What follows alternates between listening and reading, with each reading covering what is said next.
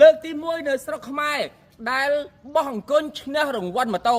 ប្រជាពលរដ្ឋខ្មែរយើងទាំងអស់សុទ្ធតែស្គាល់អង្គុញក៏ប៉ុន្តែបងប្អូនយើងតិចណាស់ដែលបានឃើញនៅវងអង្គុញផ្ទាល់នឹងភ្នែកបាទសូម្បីតែខ្ញុំមិនដែលឃើញផងអង្គុញត្រូវបានយកមកប្រើជាល្បែងប្រជាប្រិយខ្មែរដើម្បីលេងក្នុងឱកាសបុណ្យចូលឆ្នាំប៉ុន្តែនិយាយដល់ត្រង់បច្ចុប្បន្ននេះសម័យកាន់តែទំនើបល្បែងបោះអង្គុញនេះគឺថាមិនសូវពេញនិយមសម្រាប់ក្មេងៗជំនាន់ក្រោយទេបាទដើម្បីចូលរួមក្នុងការអភិរក្សនៅល្បែងប្រជាប្រិយខ្មែរជាពិសេសគឺបោះអង្គុញនេះក្នុងឱកាសចូលឆ្នាំថ្មីនេះខ្ញុំបានរៀបចំកម្មវិធីមួយ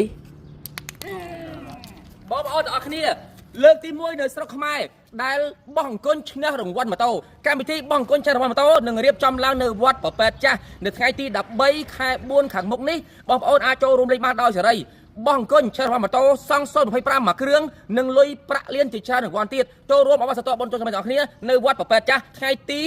13ខែ4ខាងមុខនេះដែលឧបត្ថម្ភឡើងដោយបាទគ្រីស្ថានមីក្រូហិរញ្ញវត្ថុអមរិតជាអ្នកស្ពនស័រម៉ូតូឬរង្វាន់ទាំងអស់តែម្ដងបាទអង្គុញតែមួយគ្រាប់អាចនាំសំណាងបងប្អូនឲ្យឈ្នះរង្វាន់ម៉ូតូ Dream Song 025មួយគ្រឿងនិងទឹកប្រាក់ជាច្រើនលានទៀតក៏ដូចជាអាវផ្ការីកគ្រប់រដូវផងដែរចូលរួមដោយសេរីគ្រប់វ័យទាំងចាស់ទាំងក្មេងកុំភ្លេចជួបគ្នានៅវត្តប្រប៉ែតចាស់ឃុំប្រប៉ែតស្រុកស្វាយទាបខេត្តស្វាយរៀងនៅថ្ងៃអាទិត្យទី13ខែ4ខាងមុខនេះហើយបាទ